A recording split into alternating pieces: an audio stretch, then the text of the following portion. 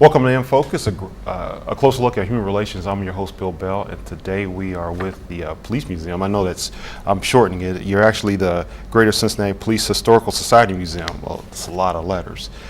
This program is sponsored by the Cincinnati Human Relations Commission. I'd like to welcome our guest here. So I guess I'll start by asking you to just introduce yourselves. My name is Ed Zebrink. I'm a retired Cincinnati police officer, and I'm also the historian at the museum.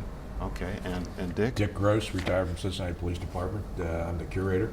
Okay, and Steve? Steve Kramer, I'm also retired from Cincinnati Police, and I'm the director. Okay, well, thank you for being on the show. So I guess we'll start out with, what is the museum? Well, I mean, I know what a museum is, but what makes this museum? Tell me about your museum, I guess I'll ask that question. The museum is a collection of artifacts and archives from the greater Cincinnati Police region. Okay. So we include 8 different counties in 3 states. When we started looking into this back in 1998, we determined it had to be a greater Cincinnati Police Museum because we could not tell the story of just Cincinnati Police, because it's always been a collaborative working with the citizens and with other police agencies since literally the dawn of Ohio. Okay. So we are the Greater Cincinnati Police Museum, and the Greater Cincinnati Police Historical Society is the society that runs the museum. Okay. So you said 3 different states? So would that be Indiana, Kentucky, and Ohio? Tri-state area. It's Okay. Hamilton County, Hamilton County. and then any county that touches that, which is the 3 northern Kentucky, Boone, Kenton, and Campbell, and then southeast Indiana, which is Dearborn County. And then we also include Butler, Claremont, and Warren counties, besides Hamilton County. I'll That's ask this now, then I'll come back to it. But where are you located? 308 Reading. Oh, 308 Reading. Okay. Is this a new facility for It you? is. We opened in April. Okay. Now, one of the questions I have is, who started it? Who started the museum? Was it just a guy that collected a lot of stuff and he donated to someone, or how did it start? It's the simple answer is it started at lunch at the police academy. Okay. After some training, I was sitting with one of the people assigned to the academy, and he asked a question that his parents had asked him: that why isn't there a police museum? There's a fire museum, but there's no police museum. And we started thinking about it, and we invited some people to an organizational meeting, and it evolved from there. And it took us from 1998 to 2006 to get it open. Okay. And what was? I'll go back. So you had a conversation in 1998, and what was the process to getting it open? The process was to decide what it was going to be and what our purpose was, and Steve will speak to the mission and the vision, but our basic reason for being is the honor of the police officers that were killed in the line of duty. That's our main focus, or was then, and still is. Okay, so as sort of a memorial also. Yes, sir. Okay, now one of the questions is, when did policing start in Cincinnati? That was, we can trace it back to 1803. 1803, when the city of Cincinnati was incorporated, they incorporated a watch, and the watch was necessary mostly for fire. At that time, the town was basically wooden and frequent fires, and so they created a watch, and the watch was any male over the age of 21 was a watchman. Back then there was no us versus them. The whole police department was any male over Really? Yes, they were allowed to sell their job, but they had to take their turn in the barrel, so to speak, because they were a watchman. They were over 21. If somebody had wealth, they would pay somebody else to take their turn, but they were a watchman also. And it went that way for several decades before they eventually created a marshal and a constable, more organized. But we can trace it back to 1803. Wow. Okay, so what kind of, I guess, exhibits do you have at the museum? Well, we've broken it down into 4 different areas. One of them is a forensic room. It's got all the old museum quality cameras and recording devices and stuff like that. We have another one that's uniforms and communication, which is, we represent almost 600 police agencies. And we have a small percentage of them on display in full uniforms. The communication part of that room is the older radio equipment, the district maps, Call boxes. call boxes. Call boxes. I want to stay with that. What is a call box? Call box is the early form of communication that the policemen used when they first went out on a beat. If I was walking a beat and my supervisor wanted to get a message to me, and grab a kid in the neighborhood and send him out to my beat, and go find Gross out there and tell him I need him. I want to stay with that real quick. Okay, you said send a kid in the neighborhood. Are you mean like a real kid? Like, hey, you go get this officer? Yes. It was just a series of messengers. Okay. That was here in City Hall.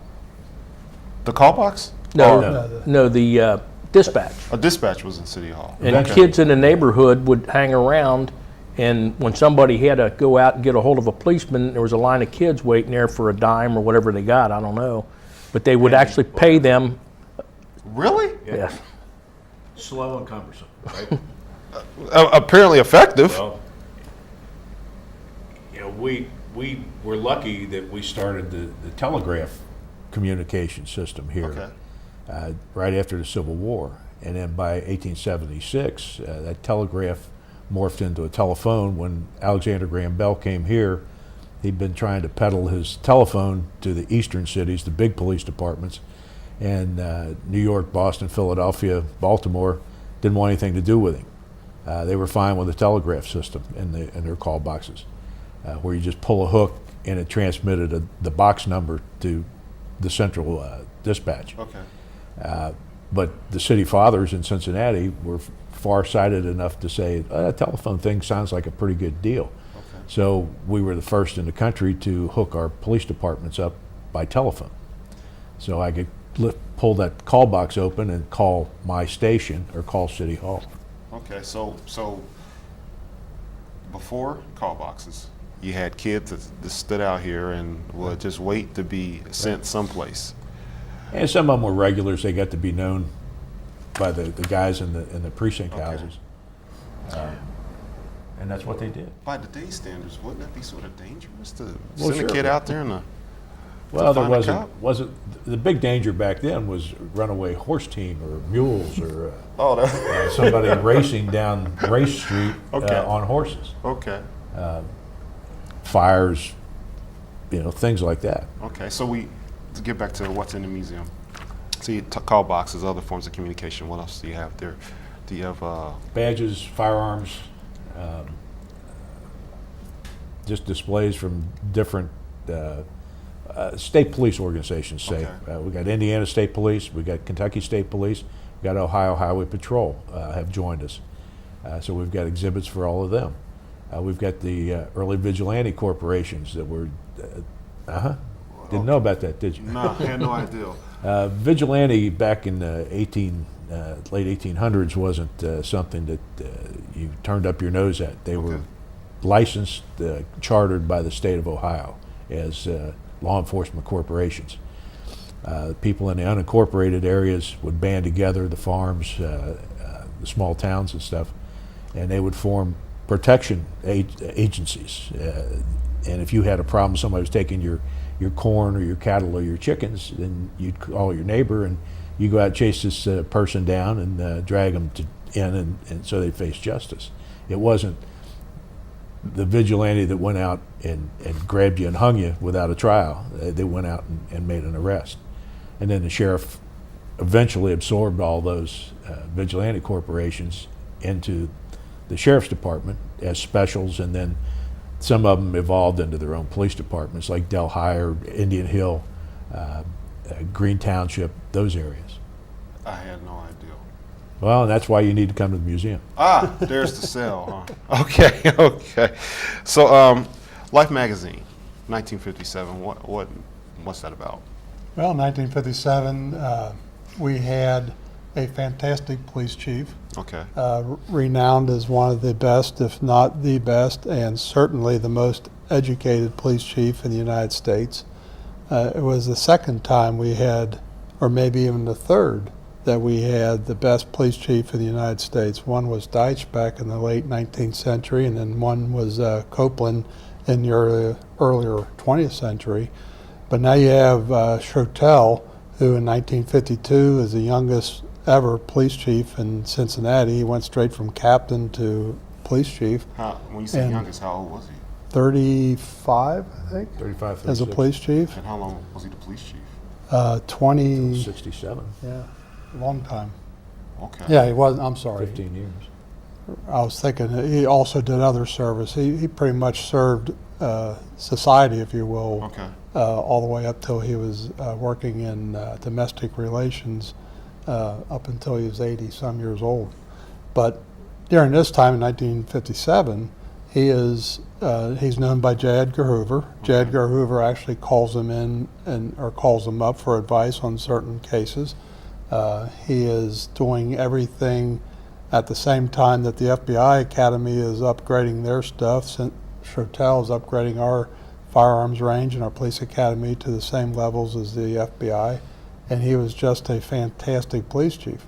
And the police department was being told by him that you are the best police department, and they believed it. And it comes to a point where Life magazine literally goes out to look for the best and the worst police departments, literally the best and the worst, because they mention both in the article. Okay. And Cincinnati comes out on top. So they come to Cincinnati and they do a large pictorial. Many pictures appeared in the Life magazine. Many others went on the chopping floor. We got all of them at the police museum.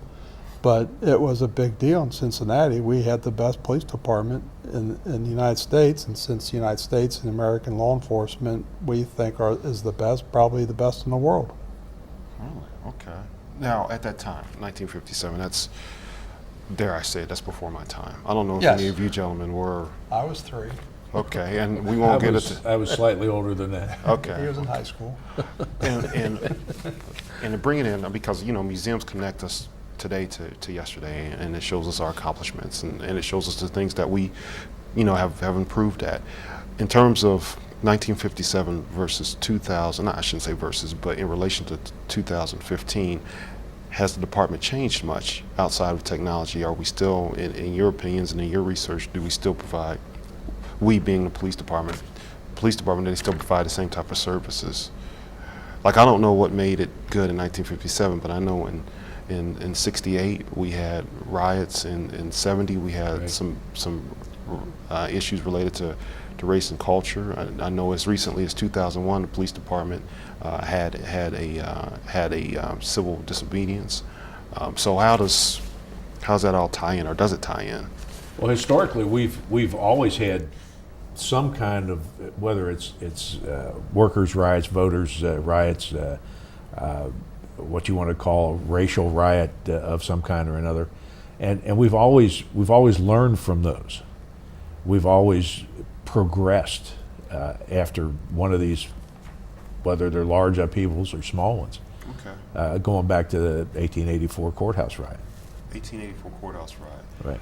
Okay, well, we need to take a break. Okay. So when we come back, we'll talk about that, and then we'll talk about some other parts of the museum. So you're watching InFocus, a closer look at human relations, and we'll see you in a moment.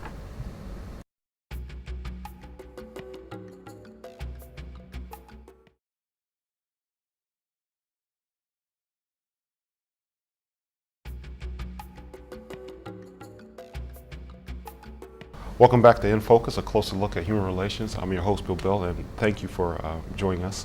We were having a conversation with the Police Museum, and shortly before our break, we talked about a courtose riot in Riot in 1884. 1884. Okay. The public kind of rose up against the injustice of the justice system. Okay. We had a lot of murderers back in 1884. There'd been like 93 homicides in the city, and one in particular really turned the tide. A couple of guys killed their employer, threw his body into the woods. What did they?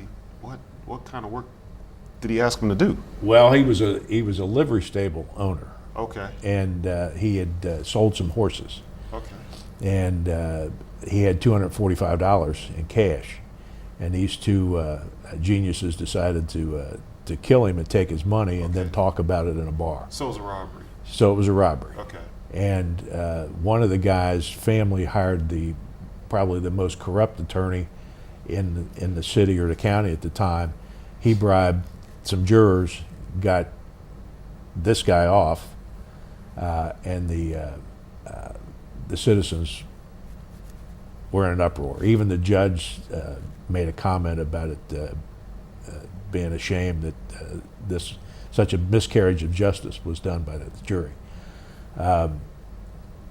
And it developed into a 3-day riot where the courthouse was burned, Okay. and 50 people killed and a lot of people wounded.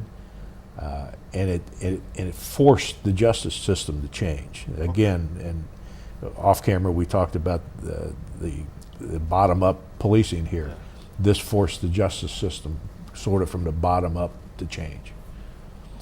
Well, I had no idea. Again, but I learn a lot from these type But of this shows. is what we talk about, that every one of these incidents that we've had over the years of a riot or civil disobedience has changed the system here Changed the in way it some works. way, and opened people's eyes and made us, I think, a little more inclusive. Now, we talked about before during the break the concept of cop, and what exactly is cop? You hear people say cops, and there was a TV show for it, but where did that term originate from? The origination of the word cop Yeah. is debatable. We have heard that is because of constable on patrol, which is an English term, and it also some people said it reflected the copper buttons that they wore on English uniforms. It definitely came over from England as far as the term cop. When we talk about cop, obviously we're talking more about community-oriented policing. Okay. But the word cop itself came from them. 1841, I think, is when they started their police department over in London. Now, talk about community policing. What exactly is that, and does the museum have any information on that? Community-oriented policing, we have lots of information on it, especially in our archives. We didn't even talk about our library and our archives of all those agencies that we spoke of, not just artifacts, but community-oriented policing in our minds, and of course in the minds of the command staff in 2003, started in 1803 when the citizens were the police officers. Every male in Cincinnati was a night watchman, and he probably had to do a night every couple of weeks because there's only 750 people and they got 12 people each night doing a shift, so they probably had to do a shift every other week. And that was the beginning of it. In the outlying areas in Kentucky, like I said, we do 8 different counties. Well, not all of them were Cincinnati, just like they are not all incorporated now. They were run by vigilantes. Again, the people were the police officers. And in the entire country, the people were the police officers. There's 17,000 individual police agencies in the United States. They are all police officers coming from the people. And the people, when they help, are helping doing law enforcement. It's a collaborative effort, as we've heard so many times when it comes to community-oriented policing. And that's kind of what we teach down at the museum. That's exactly why we're there, to teach people that, especially, and the reason we don't have any admittance or fees to come in, is we want the lower socioeconomic youth to come in and see that they are part of the law enforcement in their community. When they grow up, they're going to be responsible for law enforcement. So, and when we started this, you talked about us versus them. Is that something that the museum is trying to? Oh, absolutely. It's not an us versus them. It's, as we've pointed out, that this law enforcement effort is a community effort, and always has been here and in other places. That we want people to come in and view us as retired policemen and kind of associate us with them as part of the community, and in a non-threatening situation where somebody didn't call the police to come to your house, that you come in and ask us questions and we'll answer your questions. Why do we do what we do? Why are we in that neighborhood? How we're there to help. We're not an army of occupation. Okay. Okay. Now, in terms of displays, our exhibits, photographs, how hard is it to get photographs? Well, when going back to the early 1900s and late 1800s, there wasn't many photographs. You had to be somewhat wealthy to have a portrait taken because it was an expensive process. Our museum represents 205 officers killed in the line of duty, and we have a memorial wall with the photographs that we have, which is not many. We would like to have photographs of the 205 people. I believe they exist.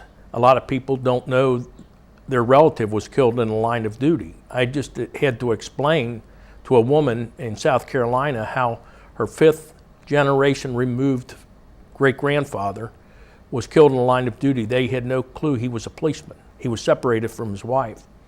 But we would like to get photographs, and if we can get out to the people, the descendants of these policemen, we would like to have photographs. When Officer Kim was killed, the next day our museum was open. There was a flood of artifacts that came into the museum, photographs, and you just wonder where they've been, all this time. One guy actually had and I don't remember the whole circumstance, but he had a waiting room in some kind of a medical facility. And he took 3 pictures down off the wall and brought them into our museum for us to display. And we had never seen these. So these pictures were of other police officers? They were, Police-related stuff. it was an inspection, which basically a parade type thing with all the mounted patrols and stuff like that. It was like a 3-foot by 4-foot picture. But specifically, we would like to get photographs of the deceased police officers. Okay. Or any other photographs. Any police-related memorabilia is what we look for. So we're open for that. And we'll copy the pictures and give you the originals back. Okay. Now, you said that you don't charge people to come to No, the there's museum? no admission fee. Really? Okay. So we don't exclude anybody. We'll do group tours. We don't get any public support, government support, I should say. We get a lot of public support, but no government support as far as financing. It's all volunteer organization. There's no paid positions, and we're always looking for financial assistance. Whether people watching there have a company that would like to get involved and sponsor part of us, a gallery or whatever, or just individuals who want to become members. We can sign them up as members of the museum. Well, okay. So to visit the museum, it's not a cost. Is there a cost for membership? Yes. Okay. And what does that cost? It's $25 a year. $25 a year. Okay. And then we have some higher levels that you can sign up for too, but the basic cost is $25 a year. Okay. Well, we're coming close to our end time, so I just want to hit a couple of things before we stop. Do you have a website? We do. Okay. It's gcphs.com, but if you Google Greater Cincinnati Police Museum or even Cincinnati Police Museum, though that's not our name, it will come up. Okay. And phone number? 513-300-3664. Okay. And this is all the business stuff. Hours? 10 to 4, Tuesdays, Thursdays, and Saturdays, or by appointment. And we'll do special tours. We kind of laugh and say, if you want to come in the middle of the night, we'll get somebody up and open the museum for you. Okay. But realistically, if you have a group of people that want to come, whether we're open or not, we'll get some volunteers down there and open up. Okay. So I asked it at the beginning of the show. I'll ask it again. Where are you located? 308 Reading Road. 308 Reading Road. We call it Short Reading. Us older people from the city call it Short Reading because it's Reading and Sycamore. It's a half a block north of Central Parkway. It's Sycamore. right across from the courthouse. Okay. All right. Thank you. Now, before we go, we got a couple of minutes left. Is this the only museum of this type in the country? This is the only regional police law enforcement police museum in the country, regional. Regional. Every other law enforcement agency, or every other law enforcement museum, other than the National Museum, is for that particular municipality or county. We're the only ones that incorporate multiple law enforcement agencies, and we do it for all the law enforcement agencies for 600 communities in 8 counties in 3 states. Are you willing to expand? This show is shown on the internet also, and if a person says, "Hey, I live in, some county, or outlying county, or my family was a member of the police department," would you accept their artifacts? We have stuff displayed Okay. in there that's not part of our mission. Some police officers that were killed in the service, they were drafted, they were policemen and got drafted and killed. That's not part of our mission, but we still display that because of its importance to law enforcement. If somebody was to want something displayed, if we have the room, we could display that. Okay. Especially photographs that we could copy because it shows equipment from a time period. And that's always important to us, that if we can identify equipment that was used in 1920 or 1930, differences in uniforms, things like that, it's important to us. We'd love to have the photographs for our archives. Fantastic, fantastic. Well, gentlemen, I greatly appreciate you. Thanks for taking having some us. time out today. And you've been watching InFocus, a closer look at human relations. We appreciate your time today, and we'll see you next time.